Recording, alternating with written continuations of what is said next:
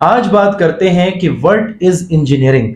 इससे पहले हम सारी साइंसेस जो पढ़ते आए हैं वो कनेक्टेड थी आज के टॉपिक के साथ। हमने फिलॉसफी पढ़ी, फिर मैथ्स, फिर फिजिक्स, फिर केमिस्ट्री, फिर बायोलॉजी, फिर साइकोलॉजी, फिर इकोनॉमिक्स, फिर अर्थ साइंसेस, फिर कॉस्मोलॉजी, फिर एस्ट्रोनॉमी, फिर कंप्यूटर साइंस, फिर मेडिकल साइंस, और अब हम आ गए हैं 13th नंबर साइंस पे, विच इज इंजीनियरिंग।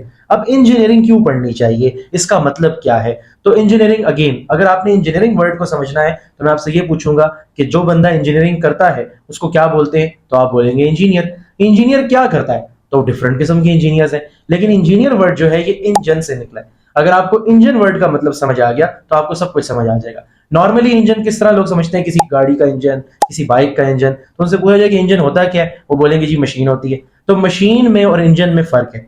इंजन किसे कहते हैं? हर वो चलती हुई चीज जिसको आप कोई इनपुट दें, वो कोई आउटपुट प्रोड्यूस करे और दरमियान में कोई प्रोसेस करे।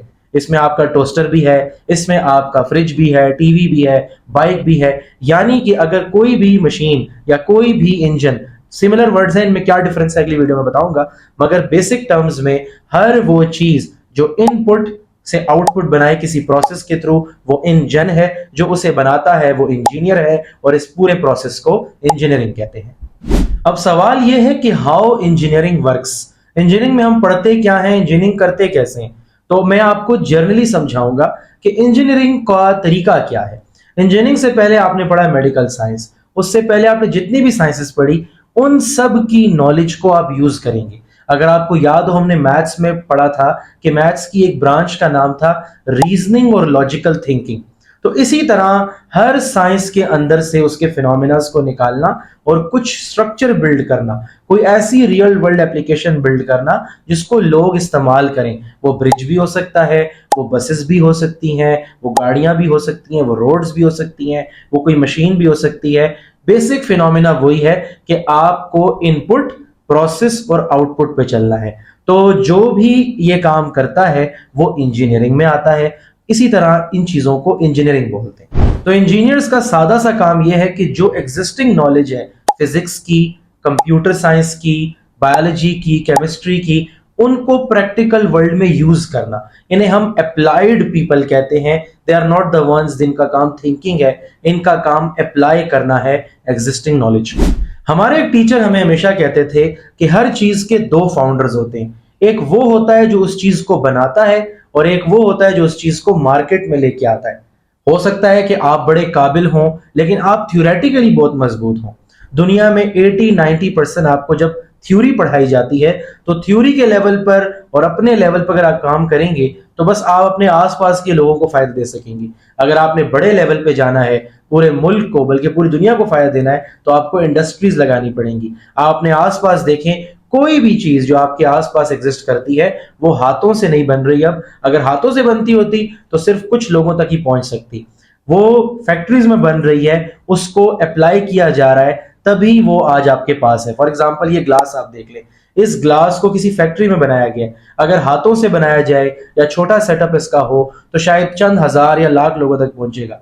जूतों की मिसाल ले लें, अगर जूते आज भी हाथों से बनते होते तो आज पूरी दुनिया के पास जूतों की डिमांड हम पूरी ही नहीं कर सकते थे। ये सिर्फ इंजीनियरिंग की बदौलत हम फैक्ट्रीज लगाते हैं, हम अप्लाइड जो साइंसेज हैं उनको अप्लाई करते हैं। तो जो भी चीज आप अपने आसपास देख रहे हैं, चाहे वो कर्टन्स हैं, फोन है, लाइट है, जो भी चीज है वो इंजीनियर होकर आपके घरों तक पहुंची है। आइए देखते हैं कि किस तरह कुरान और हदीस इंजीनियरिंग के साथ जुड़ी हुई है। तीन तो ऐसे अंबिया कराम हैं जिनकी डायरेक्ट जिंदगी में उनको एक बड़े बड़े प्रोजेक्ट्स बनाने पड़े, जैसे हजरत नूह अलैहिस्सलाम का एक बड़ी सी किश्ती बनाना, हजरत यूसुफ अलैहिस्सलाम का कहत से पहले पूरा एक इंजीनियरिंग माइंडसेट के साथ चीज़ों को स्टोर करना, और खुद रसूलुल्लाह सल्लल्लाहु अलैहि वसल्लम का मुख्तलिफ जंगों से पहले खंदक का खुदवाना, रियासत मदीना को बनाना। ये सारी चीज़ें तो हैं, लेकिन कुरान के अंदर उन्होंने कुछ ऐसी चीज़ों का जिक्र किया है जो डायरेक्टली और इनडायरेक्टली इंजीनियरिंग की तरफ हमें ले जाती हैं। तो शुरू करते हैं। सबसे पहले हम सूरह हदीद को देखें। 57:25 यानी कि 25 नंबर आयत जो है उसमें अल्लाह फरमा रहे हैं कि हमने इस दुनिया की तरफ आयरन को भेजा।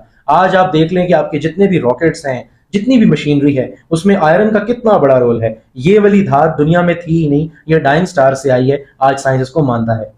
इसी तरह सूरह अंबिया की आयत नंबर 30 21-30 आप देखेंगे तो अल्लाह ताला कहते हैं कि हमने हर चीज को पानी से पैदा किया है, और इंसान के लिए पानी कितना जरूरी है मुख्तलिफ हदीस में आता है कि अल्लाह ने जब भी अपना अर्श बनाया तो अल्लाह का अर्श जो है वो पानी पे है। आज हम यूनिवर्स में ये बात साबित हो रही है कि डीप स्पेस में पानी के बहुत बड़े बड़े ज़खायर हैं। फिर आप दुनिया के अंदर देख लें, हर बॉडी के अंदर देख लें, तो आज उसी पानी की बदौलत हम इस दुनिया में देखें जितने हाइड्रोलिक सिस्टम्स हैं, जितने हाइड्रो पावर की इंजीनियरिंग हैं, वो पानी ही हमें आज सहूलत दे रहा है। और जगह जगह कुरान में अनगिनत जगह बयान हुआ है कि पानी इंसान के अंदर भी है और पानी से इंसान की ज़िंदगी जुड़ी हुई है। अब हम करने जा रहे हैं एक्सपेरिमेंट इंजीनियरिंग का। मैं आपको कॉन्सेप्ट बताऊंगा, एक ऐसा कॉन्सेप्ट कि किस तरह स्पेस में जो रॉकेट्स जाते हैं और दुनिया में जो गाड़ियां चलती हैं एक ही कॉन्सेप्ट से चलती हैं, उसको आज अप्लाई करके देखते हैं। इस एक्सपेरिमेंट के लिए आपको कुछ स्ट्रॉज चाहिए, कुछ स्टिक्स चाहिए, एक बॉटल चाहिए, कुछ पिन्स चाहिए, एक बैलून, कुछ बॉटल कैप्स और एक टेप चाहिए। इस तरह से हम एक स्ट्रॉ को काट लेंगे और उसमें 2 स्टिक्स लगा लेंगे। इस से हम बॉटल कैप्स में होल्स करके 2 टायर्स एक्सेल बना लेंगे।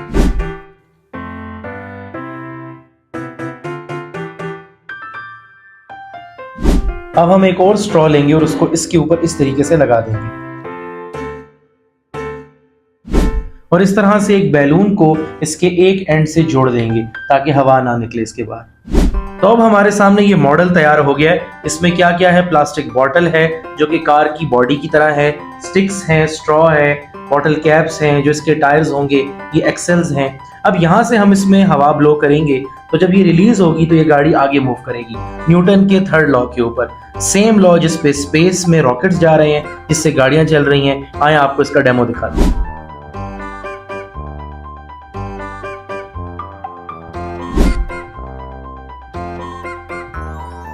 अब बात करते हैं उन तमाम साइंटिस्ट की जिन्होंने ना सिर्फ थ्योरी को पढ़ा बल्कि उसको अप्लाई भी किया और इस तरह से अप्लाई किया कि आम लोगों के लिए जिंदगी को आसान बनाया, यानी कि वो इंजीनियरिंग के लेवल पे आए। तो सबसे बड़ा नाम हमारे पास इस्लामिक गोल्डन एज में अल ज़हरावी का है। ये मेडिकल साइंस से वाबस्ता थे मगर इन्होंने सर्जिकल टूल्स बनाए। He is also known as the father of surgery. इन्होंने वो सर्जिकल टूल्स बनाए जिनको देखते हुए आज भी हम चीजों को इस्तेमाल कर रहे हैं। फिर उसके बाद लियोनार्डो डा विंची, एक बहुत बड़ा नाम, ये अपने जमाने के एक पॉलीमैथ थे। इन्होंने ब्रिज का सिस्टम बताया।